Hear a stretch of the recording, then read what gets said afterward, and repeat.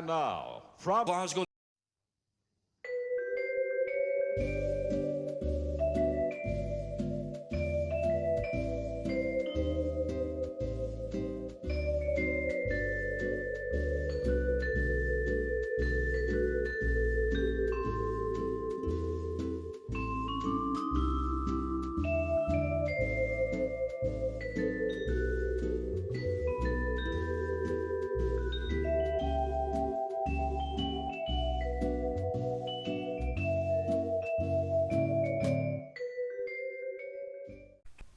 So hello there, welcome to issues 25, 26, 27. Now this will be a triple episode. The reason I've done a triple episode is normally I will do a couple of builds and then once it hits the paint sections I'll do the paint on its own. But the paint that they're giving us in issue 26 is going to go very well with issue 27. So I thought I'd like to build 27 and then I can demonstrate the paints really well. So when we come to the build, I'm going to do it slightly, well, when we come to actually do the magazine, I'll do it slightly out of sequence. We'll do issue 25, then we'll do issue 27, then we'll go back to issue 26 to do the paint. So what have we got? So issue 25 is the Azrite fountain, and these are the sprues, and as you see it's a piece of terrain, really nicely detailed. I'm probably going to sound boring because I say the same things over time, but look at that amazing detail, absolutely beautiful. All of the yeah, I mean you can see bits of soil, absolutely amazing. There's the cracks in the rock, absolutely fantastic. So let's have a look at the magazine. So we have the usual articles. We have the Realm of Heavens. This time we have section 2 on magic, the Colgate Arcane.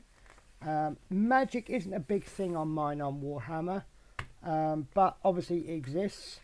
Then we have Realm 2, your battlefield in Ulgu, and again we have a little table to roll.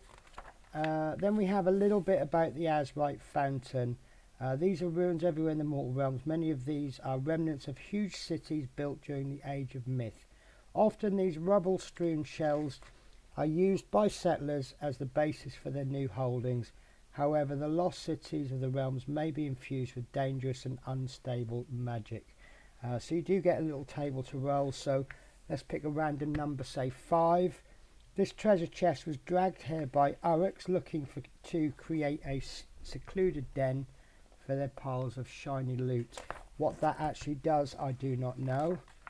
So then we have the usual how to build, and it looks like this is a glue build, which is my favourite kind of build. I'm not over keen on the push fits. And then we have how to paint. So they're doing an introduction to dry brushing, and I will be doing that at some point in the future, probably when we come to actually paint this properly. Dry brushing is a lovely little technique that really helps to bring out detail. So we have undercoating it in Wraithbone, then we shade it, and then we base coat it, and then we're picking out the detail. Lots of Retributor armour all over the place, some nice shiny gold caskets, and then we have some pictures of completed fountains. Then we have some more rules, so this is adding to the rule book, and then we have another tutorial at the double and redeploy, and then we have another battle scenario. Okie dokie, and I won't show you the back because the back is coming, the next issues are coming in this issue. We also have an extra page, pull out page. This is part 2 of Chaos, and we'll see if there's anything I recognise, anything I've built. Lots. So there's an absolutely beautiful Bloodthirster. I do like. No, that's not the Bloodthirster. Sorry, that's I've forgotten his name now. That's not Chaos. That's I've forgotten his name. But lots of. I do love the Chaos figures, and it's just been so long I've forgotten most of them. Okay, issue 26, and this is a paint issue, and the 2 issues that you get are Khorne Red, my absolute favourite colour. love Khorne red.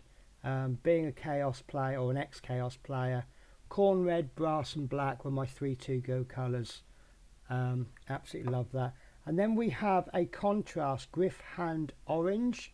Now I thought I hadn't done any contrasts before. I was wrong. We did do a contrast in a previous issue. It's just been so long since I did any filming, I didn't actually remember. So issue 26, Lumineth Realm Lords. And then we have the Daughters of Cain. The Daughters of Cain are a bloodthirsty warrior cult fanatically dedicated to wiping out chaos. So they're the bad guys for me.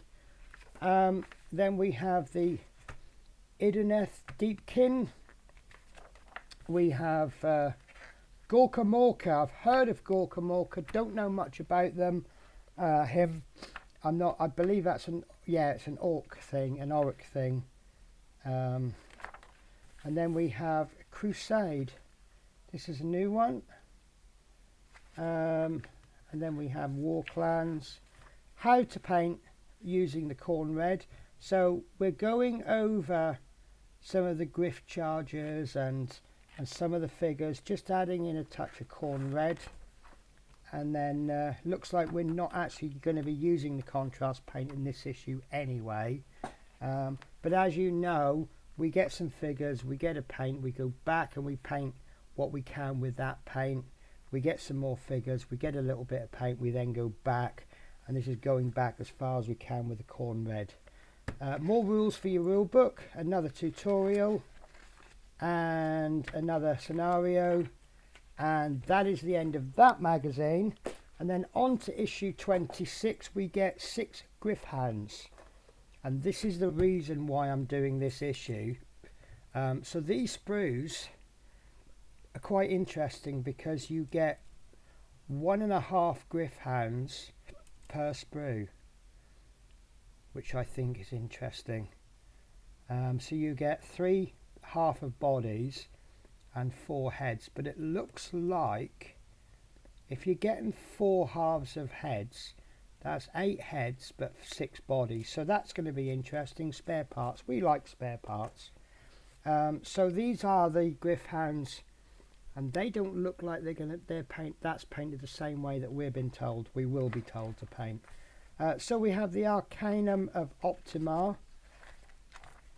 We have stories. I do like the stories. Venom Part 2. I might sit and read that. So now we have a little bit about the Gryph Hounds, which makes sense because that's the model we're getting. So you can get do a dice roll on the origins of them. How to build. So again, these are looking like they're definitely a glue fit.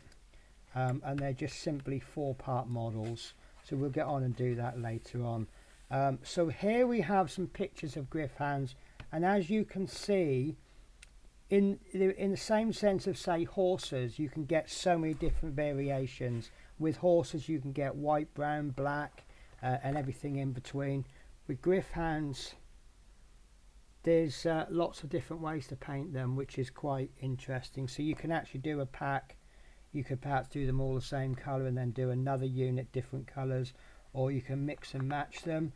I would be quite tempted to do one unit more white bodies and then another unit with these sort of tan colour bodies, but I'll mix and match the heads. So this is how we are going to paint them. So obviously we've already base coated, well, these ones are going to need base coating, but I'm just going to go straight over the zenithal highlight. So we'll go over with our contrast paint. Yeah, we'll go over with our contrast paint, and then obviously we've got the feathers. We can do the feathers in one of 4 different ways. Catagan Flesh, Khorne Red, Avalon Sunset and Abaddon Black, of which we have all of those. We have how to paint the grey skin here. Grey skin dark, grey skin light, grey skin feathers. Yeah, so I wonder, There we go. The Incubi Darkness. You will receive Incubi Darkness in a future issue of Stormbringer. For now, leave the feathers with just an undercoat. Some more rules for your rule book. Part 4 tutorial. Some war scroll for your Gryph Hounds. So they have a movement of 9, so they're very quick. They have no save, and they have 4 attacks, so they're quite dangerous. With a 3 to hit, so that's more than likely they're going to hit, and a wound of 4 plus, so they've got a 50-50 chance of wounding you, and they have 2 wounds each. And if they have 3 or more models, one model can be a Gryph Hound Alpha. Add 1 to the attack. So if you had a unit of 3, that gives you, I can't count, 13 attacks. That's quite dangerous, isn't it? So then we have a scenario for, oh, that's quite bad. So you've got your no, it's okay, because that's not, I thought this was part of this article. So you've got your war scroll there, and you want to save that with your war scrolls in your binder, and then you've got this is actually part of the war scroll. So you've got pitch battle here, so this is another scenario, and so let's have a look what's coming up in the next couple of issues. So we have Zarbag's Gits, so there's going to be lots of Khorne red there, and 2 more paints, a burgundy colour. Do I have to pronounce that? Barak Nar Burgundy, and you've got Rune Lord Brass. Now that's another colour I used to use a lot as a Chaos player. Right guys, so let's do some building. Okay, so there's 3 main components to this. We have this section here that we're going to be building now, and we have the actual fountain. I'll do the fountain off camera. I just want to show you how it goes together. So as always, we have these really nice locating pins, and once it goes in, you can see it's definitely in. See, look, that's not in properly, it can move around. Once it's in exactly right, that's not going anywhere, and that is typical Citadel.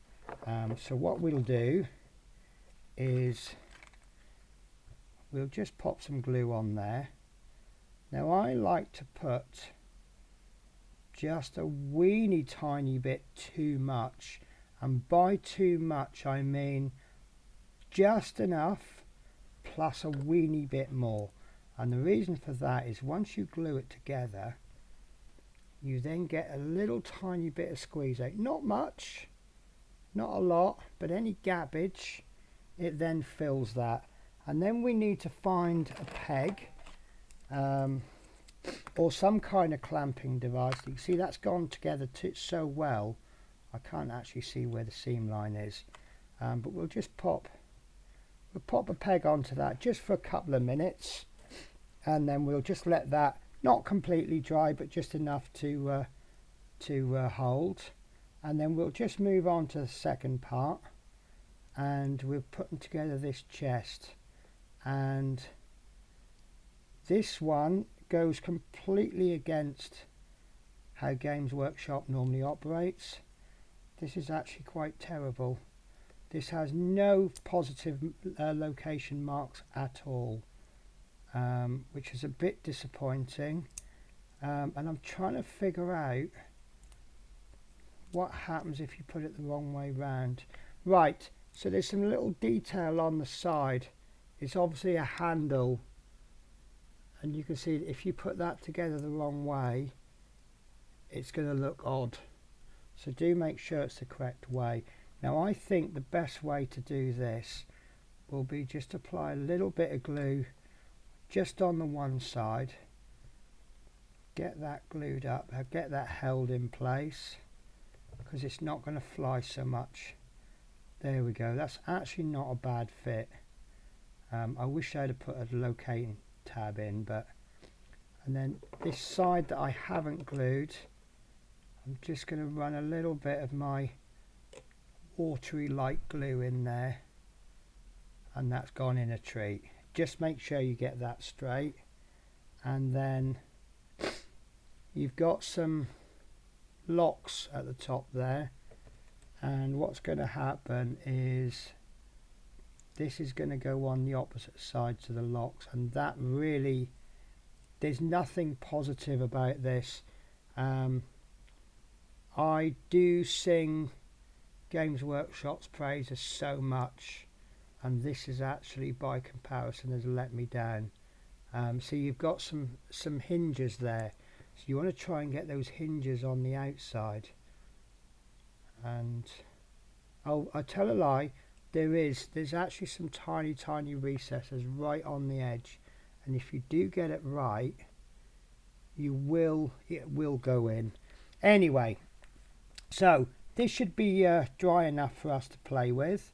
So we need to figure out where it goes. You can see that there's two squares, but one square has a bit going up, so that's going in there. That's lovely. So what I'm going to do is I'm going to put my slower drying glue, or if you're using glue in a tube, this is what you want to do. And in fact, actually, tube and a glue might be better for this, because that little line in there, you can probably get your glue using your nozzle better in there. So there you go, guys. I found an instance where actually you'd probably be better off applying the glue onto this. I'm feeling a bit of a dafty now. There we go.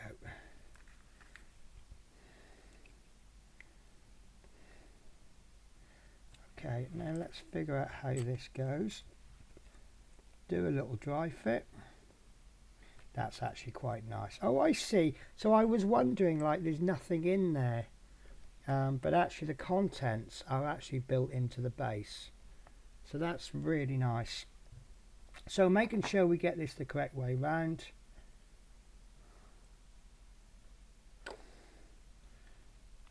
So that's that in place with my locks on the outside.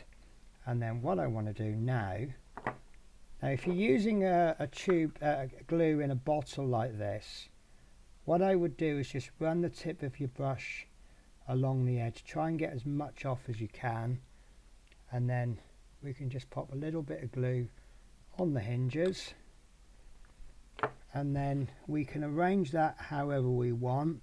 I'm going to arrange it so that the lid is actually resting right up against this part here, because I think that would be more natural. The lid wouldn't be sort of defying gravity, would it? And there we go, that's our first piece. So I am going to crack on, get the next bit done, and then we'll do some Gryph Hounds. Okay, so this is the Gryph Hounds, and they come in two sets of 2 sprues. So you'll get 2 identical sprues and 2 identical sprues. Now, I believe these are all interchangeable. So the golden rule is if you put the 2 numbers together, 1 and 2, 3 and 4, 5 and 6, 7 and 8, it will work. Those numbers will correspond either to bodies or to heads. So in this case, I've got head 1 and 2, and I've picked that because that is the alpha's head.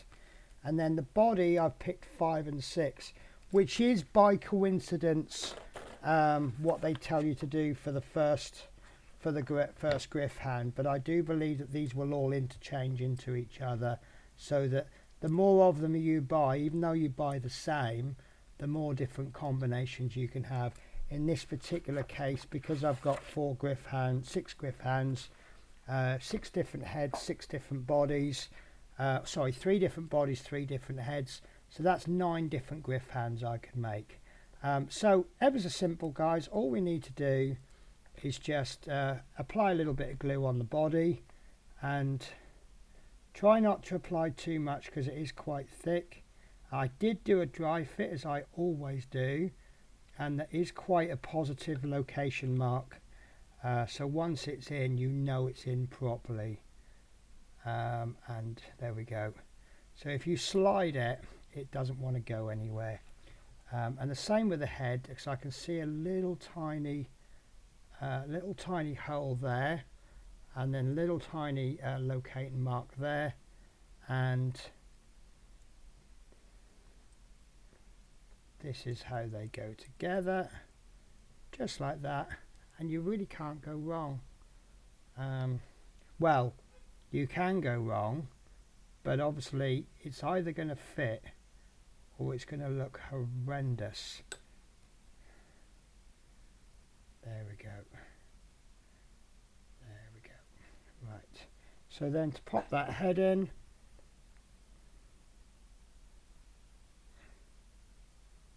doesn't actually want to go, and this is the correct one. There we go. So we've got two little tabs on the side, and that's just going to help it to go in. So we want to make sure we get a bit of glue on the side of those tabs, and then the top surface of where the neck is cut. And it would have helped if I cleaned my sprues up properly. Even though I did a dry fit, it did fit fine. There we go, guys. And that is the Alpha Gryph Hound.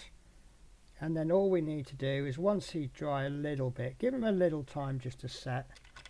And then what we can do, I don't know what it is with these plastics for these bases, but mine don't always seem to want to stick to the base too well. It just takes longer. So this is why I quite like models which can stand upright on their own. So this one, whoops, see what I mean, it just doesn't want to stick. So this will actually stand upright on its own without the need for a base. So that means I can glue him onto the base. See, he's gone again, look. So I can glue him onto the base and I can just leave him. And he will set. It just seems to take longer for the glue to just sort of get into the base. I don't understand why. I don't understand the science of it. Anyway, guys, what I'm going to do is I'm going to do a bit of mix and matching and randomizing the hounds, and I'll see you when they're all. Okay, so I have I've allowed these to dry, and then I've just primed them in black, did an all over prime in black.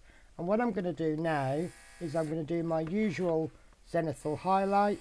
This may not work so well on this scenery because there is so much detail, and it's all overhanging, but we'll see what it comes out like. In fact, I'll start probably with this because this might work better.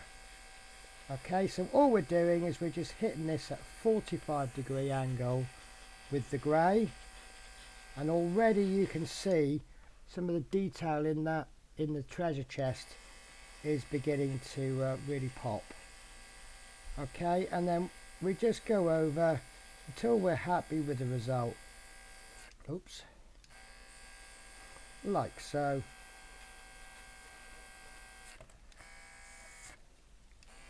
Sometimes my airbrush doesn't want to chuck paint out. Sometimes it wants to chuck lots out. There we go, I'm happy enough for that. So that's what it should look like when it's grey. You see that detail starting to pop. There's a little shadow area there now. Right, so I'm going to do the rest of them, including the Gryph Hounds. And then I'll come back when I've done the white. There we are. That's the grey one, that's the Gryph Hound coming along. Okay, so once that grey primer is dry, as always, we're just going to hit that with a top bit of white. I'm going to be hitting that from this angle, as always. Quick spray. The white is done very, very quickly. It's very tempting to move on to some detail that you think you've missed, but honestly don't.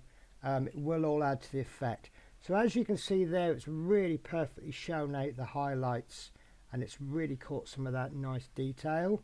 So here's another couple that I've done. Here's some I've done earlier. So as you can see, like the tips of the tail have really caught the. You see that they're in shade because of the angle of the tail, and it really does help you decide where you need to paint and where you need to leave it. So this is one that I was a bit skeptical of at first, because I just thought it's not going to really highlight that well. But as you can see, it's really highlighted beautifully.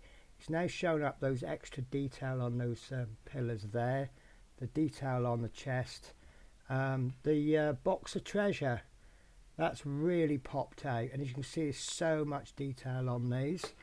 Let's have a look at this one. This one that's from last week. My apologies, guys. So this little fountain, that's absolutely beautiful. Absolutely loving that. So what we need to do now then is, if I can find them, we need to introduce some paint.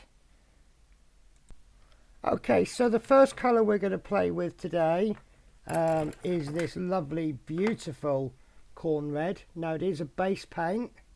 Base paint means it's very highly pigmented, and it will give very good coverage. So if you do pop it on enough coats, it will actually cover up any highlighting. So let's have a little look at it. I'll just give it a bit of a thin. As you know, these base paints are very thick, and they do require a considerable amount of thinning. But as you can see, it's this lovely, rich, deep red. It's almost the colour of blood, which is probably why it's called Khorne red, blood for the blood god. But as you can see, it's absolutely beautiful. And what we're going to do today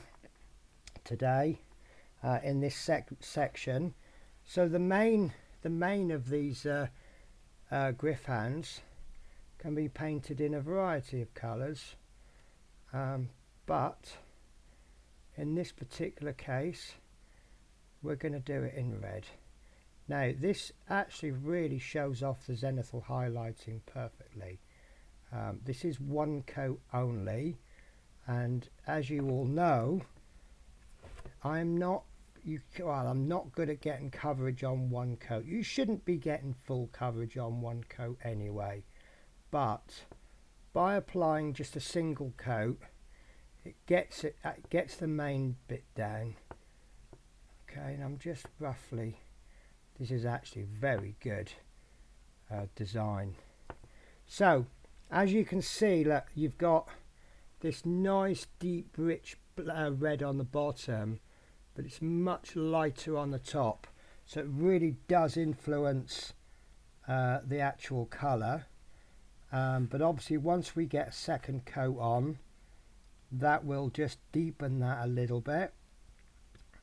As you know, my first and often second coats are quite wishy-washy, but as you also can see, once I get my top coat on, it's actually quite thick, quite solid.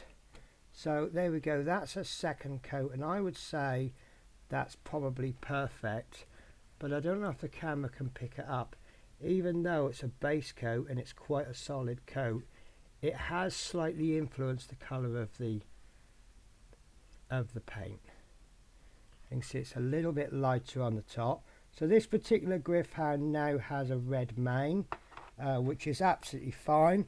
And let me just wash my brushes and then we'll have a look at the other one. Okay, so this is Contrast, and it's called Gryph Hound Orange. Now what a contrast is supposed to do is it's supposed to cover but also gets in those recesses.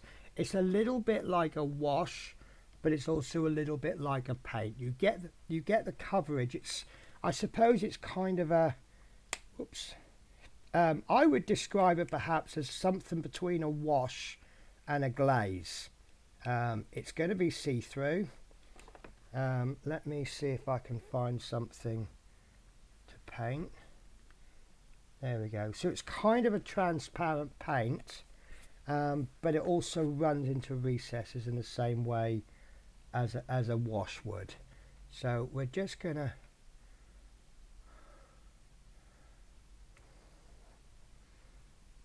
now, as I say, I'm not experienced with contrast paints, so I don't actually know if I'm doing this right, but what I'm doing is I'm just plonking it all on.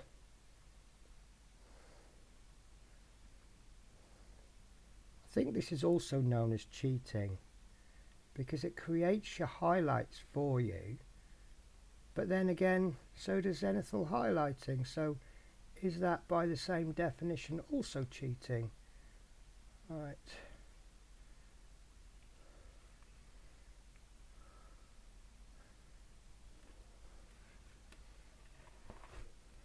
I'm not too sure on that. Now obviously it is still wet.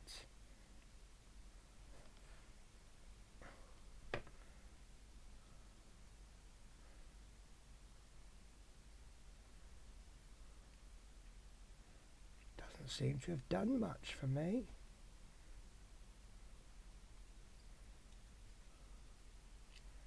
I'll be honest with you guys, I don't know if I've used this incorrectly, or if it's just not very good, but I'm sorry guys, I'm not convinced. You know, these new magic paints that Games Workshop's brought out, it has kept my highlights. As you can see, it's lighter on the top than underneath, and it does look a nice as a paint. It's very nice. Have I got a lump there? Have I missed out the trust me to pick the one that hasn't been cleaned properly. Guys, I'm really not convinced by this orange, by this paint. Have you used contrast paints, guys? I'd like to know your thoughts on them. Now, one thing that I have seen on YouTube videos, and I might do this myself, is people will dry brush, quite heavily dry brush, rather than use an airbrush that I've done. But I don't know. I'm not convinced. I'm going to do his head orange, because why not?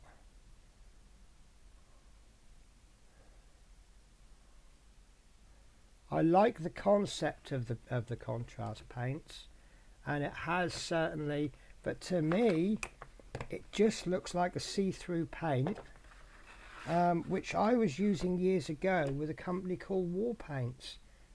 And what I find quite interesting is, while I was raving about them because I loved the fact that they were transparent, everybody was really hating on them. And then now that Citadel has brought out contrast paints, these are the saviour of the world. Yeah. Okay, look guys, I'm going to end the video there, because I really don't know what to think to these. So I am actually now looking for the magazine, so I can tell you what's coming up in the next 2 issues. And I can tell you that next week's issue will be Zarbag's Gits. But I've actually cannot find issue 27. That's really terribly bad of me, isn't it? That I have managed to mislay a magazine to the point that I can't tell you what's coming in. I know where it is. It's underneath, look. Da, da, da, da. So this is what's coming in the next 2 issues. We've got the Zarbag's Gits. That's coming in issue 28. 29 is another paint issue, and that's Runelord Brass and Barak Na Burgundy. At this particular stage, I haven't decided how I'm going to split the videos up, whether I'll do these one separate video, or if I'll do them together. We'll see what happens. I'll have a little look at the magazine before I do it. But guys, that is this issue. So we have got essentially, that's what we've done in the 3 issues. Really happy with this. Really, as always, Games Workshop detail is just absolutely amazing, as always. These Gryph Hounds are actually really nice, because there's for a base model, and when I say base I mean like rank and file, I think they call them cannon fodder. There's a lot of work gone into those. The contrast is starting to dry a bit now, and you can see there is a nice basic colour in there. Yeah, I would say that's more of a glaze, more of a transparent paint. A little bit like the war paints, war colours that I used to use. You know, like I say, everyone hated them because it was a new way of painting, and people would try to paint with them the normal way, the same way that you'd paint with this, and you don't. No, that's really interesting. Right, guys, so that's it. I'm ending the video here. I will see you next week. As I say, we will be working on some I can't even pronounce them, Zarbags Gits. So take care, guys. Have a wonderful week.